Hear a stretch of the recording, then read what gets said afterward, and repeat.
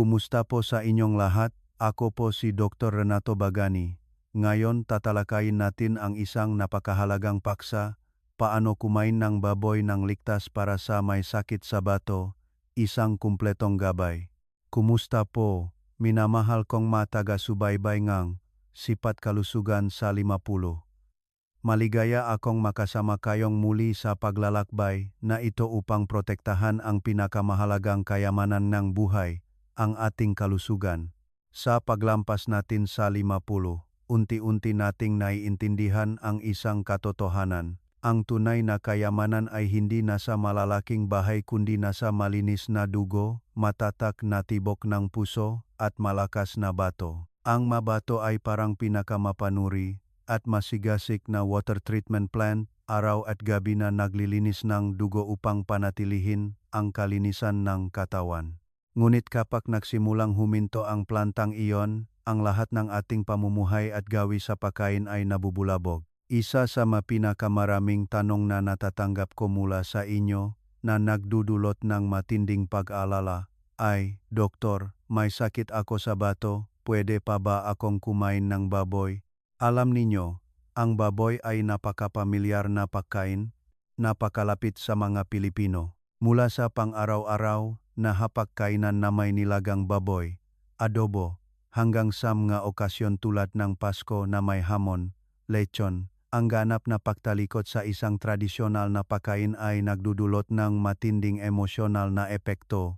Nakita ko si Mang Tonyo, isang 65 taong gulang na pasyente mula sa Pampanga, na dahil sa sabi-sabi na mamamatay siya kung kakain ngang baboy habang may sakit sa bato, ay tumigil sa pagkain ngang anumang uri ngang karne. Matapos lamang ang 3 buwan, bumagsak ang kanyang katawan, nanghina ang makalamnan, nanilaw ang balat, at nanginginig ang makamay at paa, hindi na makalakad. Ang malungkot ay hindi lamang hindi bumuti ang kanyang kidney function kundi lalo pa itong lumala dahil sa paghinang katawan na nagdulot ng pagkasira ng makalamnan at paglabas ng nakakalason na basura. Kaya, ano ang katotohanan sa likod ng baboy? Talaga bang nakamamatay ang baboy sa may sakit sa bato? Ngayon, bibigyan ko kayo ng isang malalim, siyentipiko, at praktikal na pananaw.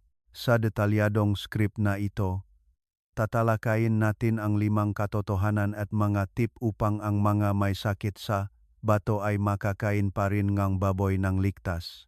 Mula sa pag-unawa sa dobleng talim ngang protina, pagtukoy sa mga nakakalason na bahaging baboy, pag-unawa sa masamang epekto ngang tabangang hayop, hanggang sa mga pamamaraan ng paglilinis sa pagluluto at ang tamang pagkalkula ng dami.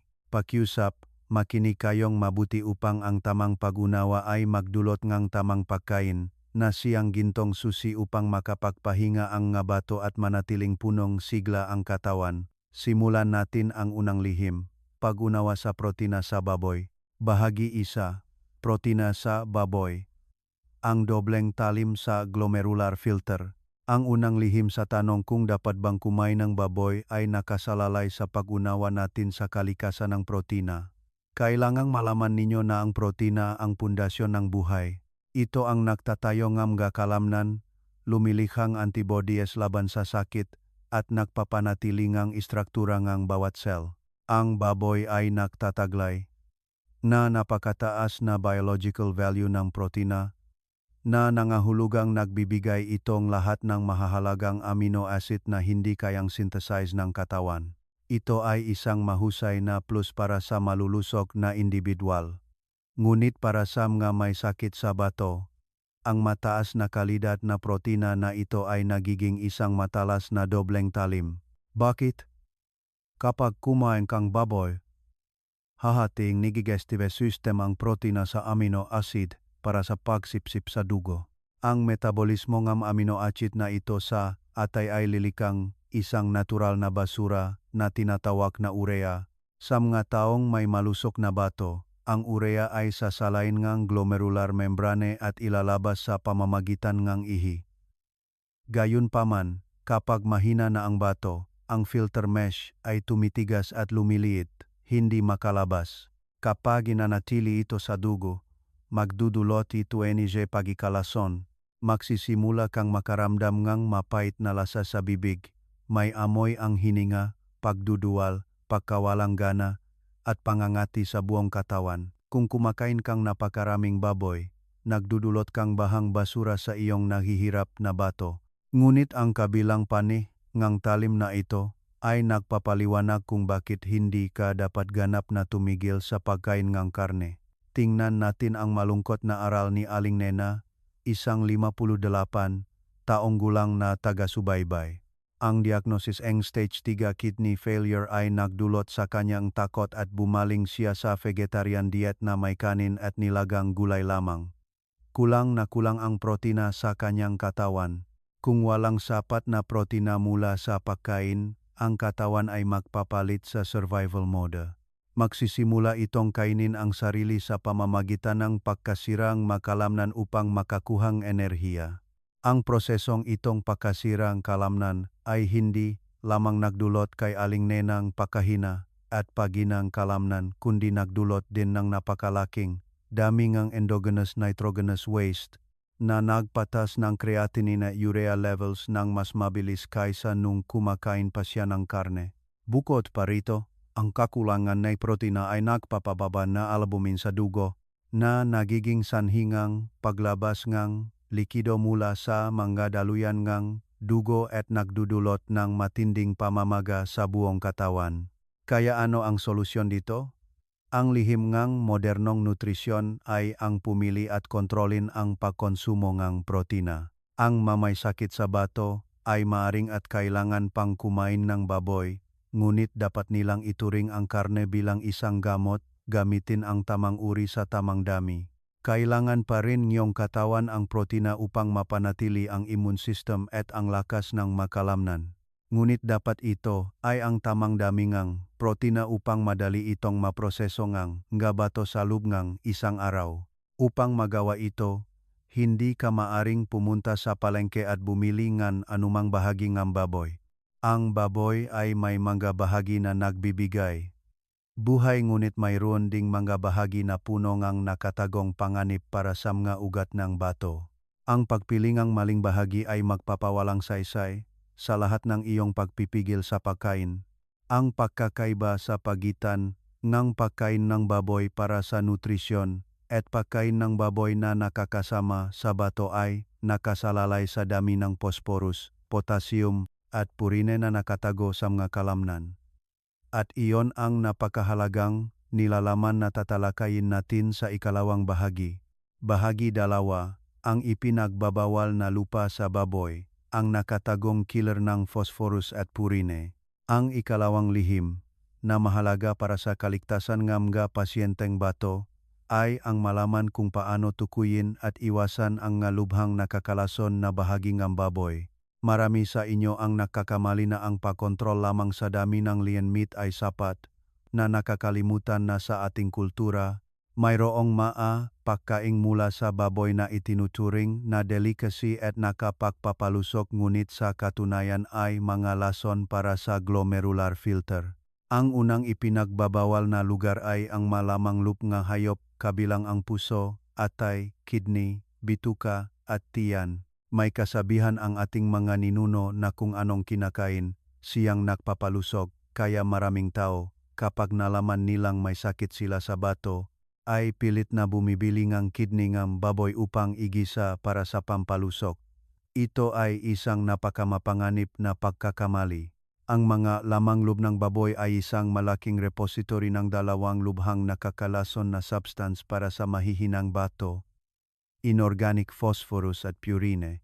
Kapag bumaba ang function ng pagsala, hindi kayang ilabas ng bato ang phosphorus. Ang phosphorus na naipon sa dugo ay pagsasamahin sa calcium, nahihilahin ang calcium palabas mula sa mga buto. Ang resulta ay magiging malutong at madaling mabasag ang iyong mga buto.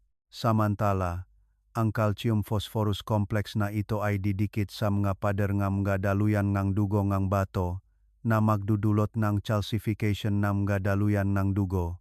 Kapag ang madaluyan ng dugo ay na-calcify, ito ay tumitigas, lumiliit, na nagiging sanhing kakulangan ng dugo sa bato at mabilis na pagkasira. Bukod pa rito, ang purine sa mga lamang loob kapag na-metabolize ay lilihang uric acid, ang sanhing gout at matinding pananakit ng kasukasuan. Sa parehong oras, ang maurate kristal ay tutusok sa maliliit na renal tubules. Ang pangalawang ipinagbabawal na lugar at ang pinakamahirap na iwanan ng mga Pilipino ay ang sabaw ng buto ng baboy. Kadalasan ay iniisip ninyo na ang pagpapakulo ng buto ng baboy sa loob ng maraming oras ay magbibigay ng matamis na sabaw, mayaman sa kalsiyum at nakapagpapalusog. Ngunit ang katotohanan ay napakahirap matunaw ang kalsiyum sa buto ng baboy sa tubig. Ang pinakamarami na natutunaw ay potassium, phosphorus, at matabang utak. Gusto kong ikuwento sa inyo ang tungkol kay Manong Jose, isang may stage 3 kidney disease. May ugali si Manong Jose na kumakain ng isang mangkok ng lomi o pansit na may sabaw mula sa buto ng baboy tuwing umaga. Palagi siyang naniniwala na ang pag-inom lang sabawng buto at hindi pagkain ng karne ay hindi makakasama. Ngunit matapos ang isang check-up, natakot ang doktor nang makita ang potassium level sa dugo ni Manong Jose na tumaas ng husto, na nagbabanta ng cardiac arrest at nagsimula siyang makaranas ng matinding pangangati sa ilalim ng balat na hindi niya kayang matulog. Ang pangangati na iyon ay sanhingang phosphorus mula sa sabaw ng buto na pumasok sa dugo. Ang sabawng buto ay sa katunayan ay isang basong lason na pinagsasama-sama ang mamineral na lubang tinatanggihan ng mabato. Kaya anong bahagi ng baboy ang dapat piliin ng mga may sakit sa bato? Ang tanging at pinakaligtas na sagot ay lean pork tenderloin o ham. Ito ang bahagi ng baboy na naglalaman ng pinakamalinis na protina, napakababang taba, kaunting phosphorus at purine kumpara sa lamang loob. Ang isang malambot na piraso ng nilagang lean pork tenderloin ay magbibigay sa iyo nga kinakailangang amino acid upang ayusin ang nga cells ng hindi lumilikha nga mineral storm. Ang pagtanggi sa isang mangkok ng matamis na sabaw ng buto o isang plato ng nilagang lamang loob ay maaring maging mahirap para sa panlasa. Ngunit tandaan na ang panandaliang kasiyahan sa dulong dila ay masyadong mataas na presyo na kailangang bayaran ng iyong bato sa pamamagitan ng kanilang kaligtasan. Kapag natukoy na natin ang panganib mula sa phosphorus at purine, kailangan nating harapin ang isang hindi gaanong mapanganib na kaaway na nagtatago sa matatabang bahagi ng karne, cholesterol at ang panganib NG, atherosclerosis, sa MJ, daluyan NG, dugo NG, bato. Bahagi 3. Tabang baboy at pork belly, ang talim na pumutol sa daloing dugo sa bato. Ang ikatlong lihim upang protektahan ang nga bato kapag kumakain ng baboy ay ang lubos na pag-unawa sa nakakatakot na epekto ng tabang hayop at kolesterol. Maraming tradisyonal na pagkain na malapit sa mga Pilipino, tulad ng adobo, nilagang pork belly, o ang ugali ng paggamit ng tabang ng baboy sa pagisang ng gulay, ay palaging may matinding pangakit. Ang mataba, malambot, at natutunaw na lasang tabang baboy ay tila nagdaragdang kasiyahan sa hapagkainan. Gayunpaman, para sa isang sistemang daluyan ng dugo na nasira sa isang 50 taong gulang na pasyenteng bato, ang mga pirasong matabang karne na iyon ang pinakamatalim na talim. Kailangang isipin ninyo na ang ating bato ay sa katunayan ay isang napakalaking buhol ng mga daluyan ng dugo na maingat na nakabalot. Ang funksyon ng pagsala ng bato ay ganap na nakasalalay sa kalusugan ng maliliit na arterioles na ito. Ang taba na baboy, lalo na ang taba sa pork belly, batok ng baboy, o net fat, ay naglalaman ng napakalaking dami ng saturated fat at cholesterol. Kapag kinain mo ito, ang mamataba na ito ay hindi madaling natutunaw sa dugo. Lumulutang sila at unti-unting dumidikit sa mga pader ng mga daluyan ng dugo na bumubuo ng localized atherosclerotic plaques. Kapag lumaki ang plaka, ang lumen ng daluyan ng dugo na humahantong sa glomerulus ay liliit. Isipin ninyo ang isang tubong tubig na may naipong dumi. Ang daloing tubig ay magiging mahina. Katulad nito, kapag ang madaluyan ng dugo ay nabarahan ng taba, ang mabato ay mapupunta sa estado ng kakulangan ng dugo, kakulangan ng oksigen, at matinding kakulangan sa nutrisyon. Upang mabuhay, ang bato ay magre-react sa pamamagitan ng paglalabas ng mga hormone na nagpapataas ng pangkalahatang presyon ng dugo upang magbombang mas maraming dugo sa mga baradong lugar. Ito ang isang nakamamatay na siklo. Ang taba sa dugo ay nagpapaliit sa mga daluyan ng bato, ang bato ay nagpapataas ng presyon ng dugo, at ang mataas na presyon ng dugo ay patuloy na sumisira sa glomerular filter. Gusto kong banggitin ang kuwento ni Lola Maria, isang babaeng mula sa Cebu na ipinagmamalaki ang kanyang bantok na humba. Nagsimula si Lola Maria na magkaroon ng stage 2 kidney failure na may kasamang diabetes. Palagi siyang iniisip na ang malambot at malinaw na tabangang pork belly sa humba ay ang pinakamadaling tunawin para sa matatanda. Ilang beses siyang nagluluto nito kada linggo. Ang resulta ay, pagkalipas lamang ng 6 na buwan, ang triglyceride level sa dugo niya ay 4 na beses na mas mataas kaysa normal, ang presyon ng dugo niya ay laging 160,90 at ang glomerular filtration rate, GFR, niya ay mabilis na bumaba. Ang tabang baboy ay tahimik na bumara sa microvascular network sa loob ng kanyang mga bato na nagiging sanhi ng unti-unting pagkamatay ng selulang bato dahil sa kakulangan ng oksigen. Bukod pa rito, ang presensya ng saturated fat ay nagpapalakas din ng systemic inflammatory reactions na nagpapataas ng oxidative stress na nagiging sanhi ng sugat sa glomerular filter na mas mahirap gumaling. Para sa mga nasa edad 50, ang bilis ng metabolismong taba sa atay ay bumagal ng husto. Ang pagpilit sa katawan na magprosesong malaking daming tabang baboy ay isang napakalaking pasanin. Ang praktikal na payo para sa inyo ay huwag mag-atubiling alisin ang lahat ng taba ng baboy, pork belly, at net fat mula sa inyong diet. Huwag gumamit ng taba ng baboy sa paggisa ng gulay. Palitan ito ng maliit na dami ng langis ng gulay tulad ng olive oil o canola oil. Kapag bumibili ng baboy, pakiusapan ang nagtitinda na gupitin ang pinakamalambot na bahagi ng tenderloin. At kung mayroon pang kaunting puting taba na nakakabit sa gilid, tiyagang alisin ito gamit ang kutsilyo bago lutuin. Ang pagiging maingat sa pag-alis ang taba ang hayop ay ang paraan kung paano ninyo nililinis ang magadaluyan ang dugo ng bato na tinitiyak ang isang malinis na daloy na nagdadala ng buhay sa bawat cell. Kapag napili na ang ligtas na lean meat, ang susunod na hakbang ay ang sining ng paggawa ng karne na ito na maging isang pagkain na friendly sa bato. Ito ang nilalaman ng ika-4 na lihim, bahagi 4. Ang lihim ng paghahanda at pagluluto, paglilinis ng baboy. Ang ika-4 na lihim ay isang siyentipikong pamamaraan sa kusina na dapat tandaan ng bawat pamilyang may miyembro na may sakit sa bato. Ang proseso ang paglilinis at ang ligtas na paraan ng pagluluto. Ang lean pork tenderloin, gaano man ito kaganda, kung lulutuin mo ito ng napakaalat, lalagyan ng napakaraming pampalasa mula sa industriya, o ipiprito ng lubok sa mantika, magiging lason ito na sisira sa katawan. Ang unang mahalagang hakbang bago lutuin ay ang pamamaraan ng pagpapakulo at pagtatapon ng unang tubig. Tandaan ninyo na ang bahagi ng potassium at phosphorus sa baboy ay natutunaw sa tubig. Kapag bumili kang karne, hiwain ito sa manipis na piraso na madaling kainin. Pakuluan ang isang kaldero ng tubig. Ilagay ang karne at pakuluan ng mga 2 hanggang 3 minuto hanggang sa magbago ang kulay ng karne at lumabas ang mga dumi. Pagkatapos, kunin ang karne, hugasan ang malinis na tubig, at huwag itapon ang unang pinagpakuluan.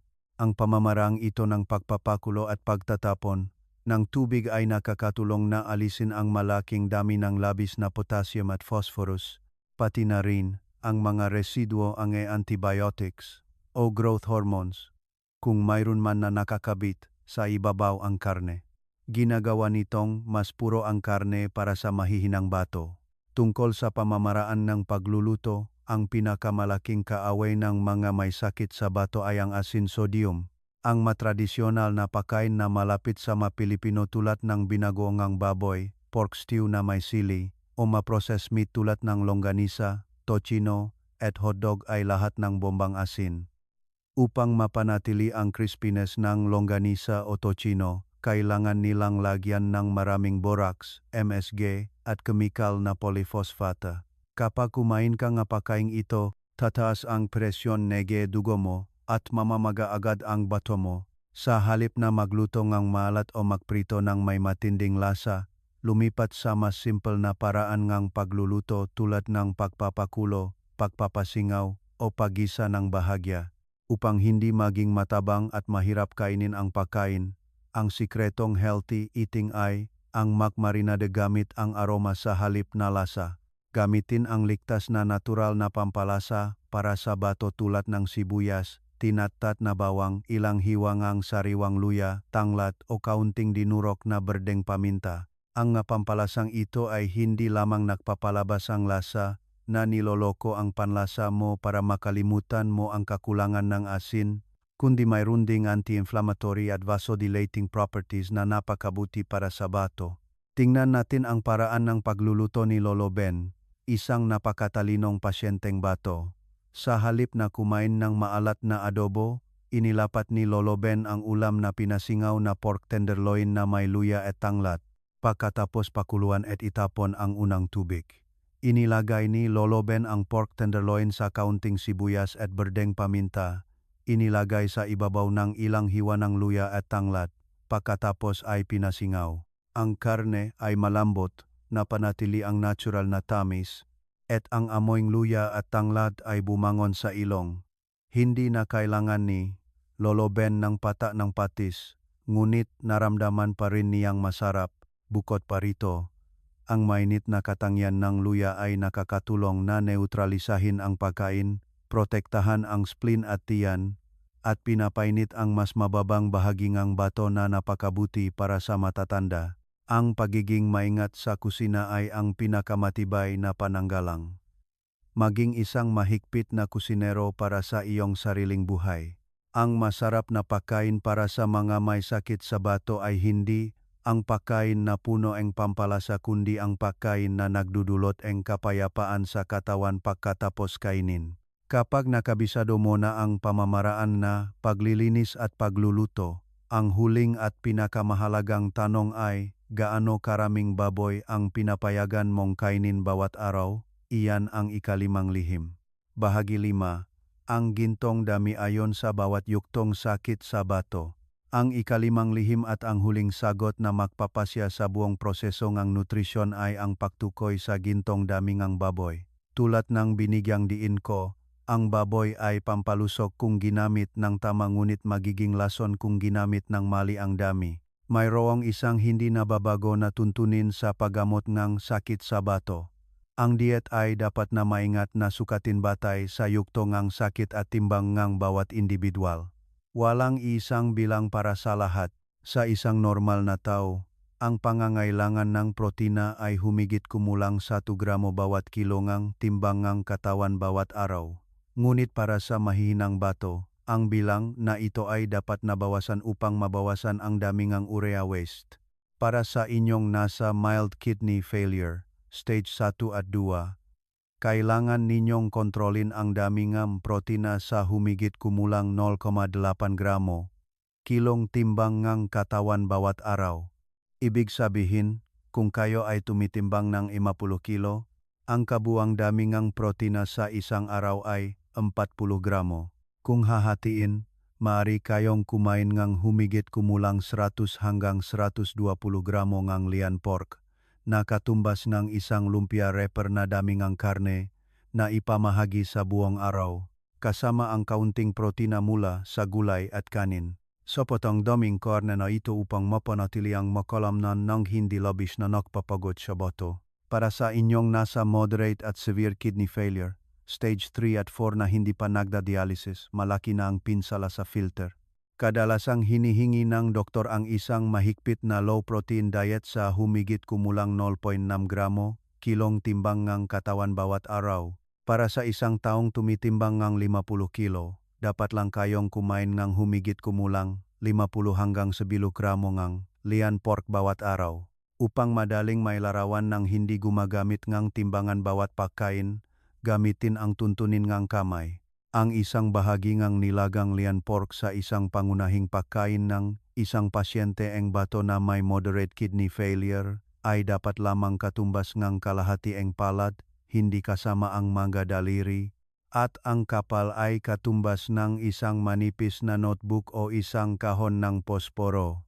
Hiwain ninyo ng manipis ang karne. Ayusin ng pantay sa isang plato ng gulay. Ang paghihiwa ng manipis ay lilihang optical illusion na makatulong sa inyo na makita na puno pa rin ang plato ng pagkain at hindi kayo makakaramdam ng kakulangan. Gusto kong ibahagi ang karanasan ni Mang Cardo na nagpapanatili ng stable na kidney function sa stage 3 sa loob ng 5 taon. Hindi kailanman naglalagay ng baboy si Mang Cardo sa kanyang pagkain. Naghihiwa siyang 3 hanggang 4 na manipis na pirasong nilagang pork tenderloin na kinakain kasama ang isang malaking platong nilagang sayote o upo. Ang mga pamilyar na gulay ngang Pilipino tulad ng sayote, upo, repolyo, at sibuyas ay napakaligtas na pagkain dahil sa napakababang potassium content. Ang fiber mula sa gulay ay makakatulong upang mabusog siya, pabagalin ang proseso ng pagsipsip ng protina sa parehong oras. Ang natutunaw na fiber sa magulay ay magbubuklod sa nitrogenous toxin sa bituka at ilalabas ang mga ito sa pamamagitan ng dumi na nagbabawas ng pasanin ng detoxification sa mga bato. Isang huling paalala. Kung nasa stage 5 na kayo at sumasailalim na sa regular na dialysis, ganap na magkaiba ang sitwasyon. Sa oras na ito, ang dialysis machine na ang nagtatanggal ng urea sa halip na ang bato, ngunit ang proseso ng pagsala ay nagdudulot ang malaking pakawala ng protina sa katawan. Kaya ang mga sumasailalim sa dialysis ay kailangan pang kumain ng mas maraming lian pork, humigit kumulang 1-2 gramo, kilo bawat araw, upang punan ang nawawalang protina at maiwasan ang malnutrisyon. Nakikita ninyo, ang pagkain para sa mga may sakit sa bato ay isang sining ng maingat na pagbabalanse. Ang pagiging katamtaman, pagiging maingat, at disiplina sa bawat subo ay ang pinakamahalagang gamot na hindi mabibili sa anumang ospital. Minamahal kong taga-subaybay, sama-sama nating nilakbay ang isang mahabang paglalakbay upang sagutin ang nakakalito na tanong. Dapat bang kumain ng baboy ang may sakit sa bato?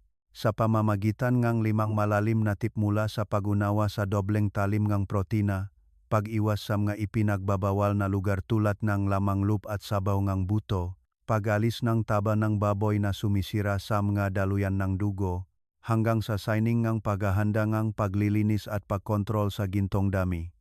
Sana, pagkatapos ang usapan natin ngayon, mayroon na kayong sapat na sagot at nawala na ang inyong pag-aalala at pagkalito sa bawat pang-araw-araw na pagkain. Gusto kong ipaalala sa inyo ang isang pangunahing bagay. Ang inyong nga bato ay masigasig na nagtrabaho ng mahigit kalahati ng inyong buhay.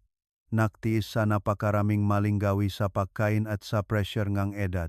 Ngayon, kapag nagsimula na silang mapagod, kayo lamang ang makakarinig, makakaintindi, at makakaprotekta sa kanila. Ang sakit sa bato ay hindi nangangahulugang isang hatol ngang pagpigil sa pagkain.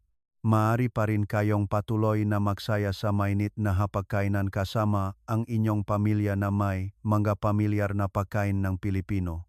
Ngunit kumain ng may pagiging maingat at malalim na pagmamahal sa sarili. Magsimula kaagad na magbago simula bukas. Kapag nagpunta ka sa palengke, huwag mag-atubiling lampasan ang tindahan ng lamang loop o ang matatabang butong baboy. Pumili ngang isang sariwang piraso ngang lian pork tenderloin. Maglaan ngang oras sa kusina upang hiwain ng manipis, pakuluan at itapon ang unang tubig at ipasingaw kasama ang ilang hiwang luya at sibuyas. Pagsamahin ang karne na iyon sa isang malamig na platong sayote o repolyo. Damhin ang natural na tamis ngang pagkain na pumapasok sa katawan. Nagdadala ang sustansya upang muling buuin ang mga selula nang hindi nag-iwan ng anumang pasanin sa nahihirapang filter. Ang inyong pagtitiyaga at disiplina ngayon ang matibay na pundasyon para sa isang mapayapang pagtanda nang walang alalahanin na nakakabit sa kama na ospital o makina. Ang paglalakbay sa pagpapagaling ng kidney function ay isang matatag na paglalakbay. Walang shortcut ngunit laging may liwanag ng kaalaman sa medisina na gumagabay. Gawin ang bawat pagkain na isang natural na gamot sa pagpapagaling. Naniniwala ako na sa pag-unawa at pagpapasiya, ganap ninyong kayang pamahalaan ang kapalaran ng inyong kalusugan. Ang malusok na bato ang ugat ng mahabang buhay at kaligayahan. Kung nakita ninyong mahalaga ang kaalamang ibinahagi ngayon, huwag kalimutang i-like ang video at ibahagi ang mensaheng ito sa inyong mga mahal sa buhay sa Sipat Kalusugan sa 50. Ang inyong pagbabahagi ang paraan kung paano natin sama-samang bubuong ang isang malusog, masaya, at puno ng pag-asa na komunidad. Muli, paalam at hanggang sa muli sa susunod na mga pagbabahagi tungkol sa siningan natural na pamumuhay ng malusog.